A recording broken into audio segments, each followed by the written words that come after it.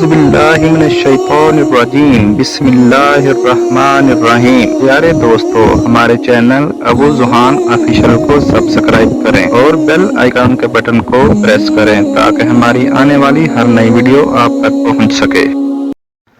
تاریخ کی طاقتور ترین معذرت کس نے کی؟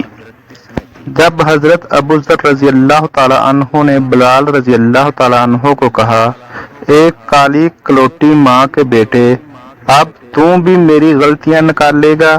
بلال یہ سن کر غصے اور افسوس سے بے قرار ہو کر یہ کہتے ہوئے اٹھے، خدا کی قسم، میں اسے ضرور بے ضرور اللہ کے رسول صلی اللہ علیہ وآلہ وسلم کے سامنے اٹھاؤں گا۔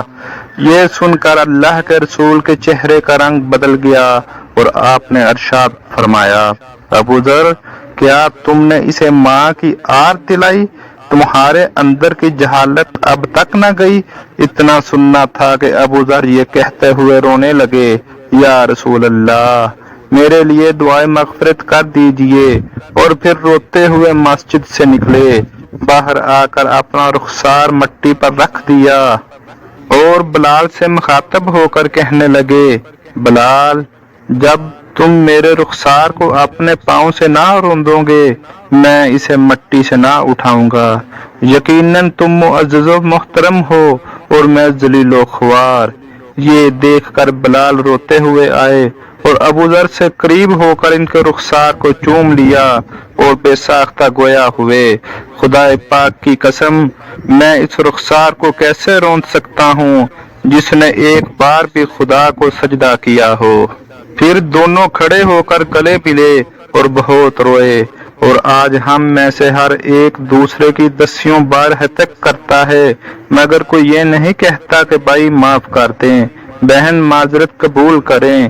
یہ سچ ہے کہ ہم آئے دن لوگوں کے بنیادی عقائد اور زندگی کی گراں قدر اشیاء کے سلسلے میں ان کے جذبات کو چھلنی کر دیتے ہیں، مگر ہم معذرت کے الفاظ تک زبان سے ادا نہیں کرتے۔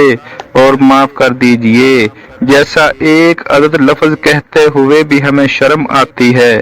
معافی مانگنا عمدہ ثقافت اور بہترین اخلاق ہے، اور جبکہ کئی لوگ سمجھتے ہیں کہ یہ خود کی بے عزتی اور اہانت ہے، پیارے آقا صلی اللہ علیہ وآلہ وسلم کا فرمان ہے، اگر جھک جانے سے تمہاری عزت کم ہو جائے تو کل قیامت والے دن مجھ سے لے لینا۔ ہم سب مسافر ہیں اور سامان سفر نہایت تھوڑا ہے۔ ہم سب دنیا آخرت میں اللہ سے معافی اور درگزر کا سوال کرتے ہیں، یا اللہ ہمیں کامل ہدایت عطا فرما اور ایک دوسرے کو معاف کر دینے کی برداشت کرنے کی قوت عطا فرما۔ بے شک میں تیری مدد کے بغیر کچھ نہیں کر سکتا۔ الہی آمین۔